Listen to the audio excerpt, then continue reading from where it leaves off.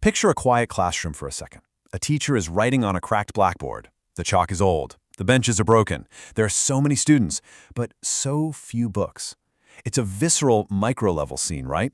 It's a system struggling just to hold itself together. A global alarm raised by UNESCO. Because you see, this scene I just described, it isn't just from one isolated district or one struggling country. It is happening all across the world. And that exact reality is why UNESCO is sounding this massive global alarm. We aren't just looking at a handful of underfunded schools. We are looking at a worldwide crisis where the very foundation of learning is starting to crack under pressure. To really understand why this is happening globally, we have to zoom out and look at the macro-level decisions being made by world leaders. Urgent global priorities, wars, conflicts, and rising geopolitical tensions.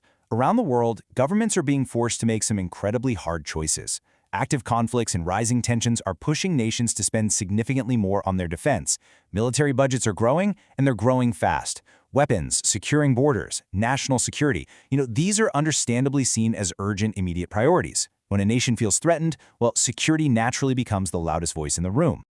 Comparing two shifting priorities, we see defense spending rising while education funding is falling. And this brilliantly illustrates the core issue. Because government budgets, no matter how large or wealthy a country is, are ultimately limited. They're a finite pie. So when defense spending rises to meet these global tensions, something else has to quietly shrink: education.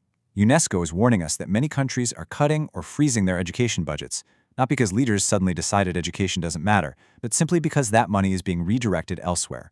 It's a direct and frankly dangerous trade-off. So we're looking at short-term security versus long-term stability. This is the absolute heart of the dilemma. Governments are redirecting funds to put out the immediate fires of today, right? The short-term security needs, like military readiness. But they are paying for it by draining the very accounts that guarantee long-term stability, the education of their youth. It's kind of like choosing between putting a heavy lock on your door tonight versus making sure the house itself won't collapse tomorrow. The slow, deep impact means fewer teachers hired, overcrowded classrooms, delayed repairs, and canceled digital learning. When these budget freezes happen, the impact is a cascading domino effect. It's slow, but it's deep. Fewer teachers get hired, classrooms become vastly overcrowded, schools are forced to delay basic necessary repairs, and those digital learning plans meant to prepare kids for the 21st century economy, they're simply shelved. Crucially, poorer communities are hit first and hardest. This pain is absolutely not distributed evenly. Wealthier districts might have local taxes or private funding to kind of cushion the blow of a frozen national budget, but for vulnerable low-income populations, the state-provided school is often the only safety net they have. It's their only ladder up. When national funds are suddenly redirected to the military, the poorest children find themselves without a teacher, without a book, and really without a lifeline. This brings us to the funding gap pressures: declining global education aid, rising debt repayments, increasing defense spending, and slowing economic growth. For low-income countries, it is a perfect storm. They're facing these four massive economic pressures all at exactly the same time. Global education aid is actually declining. At the exact same time, their debt repayments are rising, defense spending is going up, and overall economic growth is slowing down. These forces are squeezing developing nations from literally every angle, creating this massive funding gap with almost nothing left over for the classroom. UNESCO reminds us that education is an investment in 1. Economic growth, 2. A foundation for equality, and 3. A long-term tool for peace. They're actively trying to reframe how we think about this. Education isn't just some basic social service. It is the absolute bedrock of a society's future. When you educate a population, you're giving them real opportunities, which directly reduces the very grievances that lead to conflict in the first place. Cutting education today creates more insecurity tomorrow.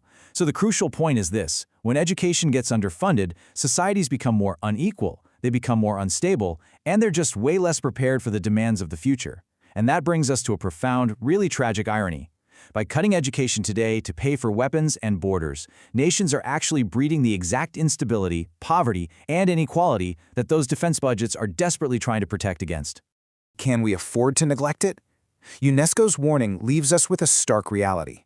If nations keep shifting money from the classroom to conflict, the world might succeed in protecting its borders today, but it will fundamentally lose its future. We constantly hear politicians and economists ask, can we afford education?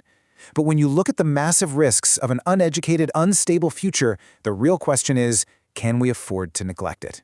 Education delayed is development denied. I want to conclude this explainer with that powerful final thought from our source material. Every single year, a budget is frozen. Every year, a school goes without books. An entire generation's potential is delayed, and a nation's development is completely denied. It's a massive trade-off, and it's one we all need to be paying very close attention to.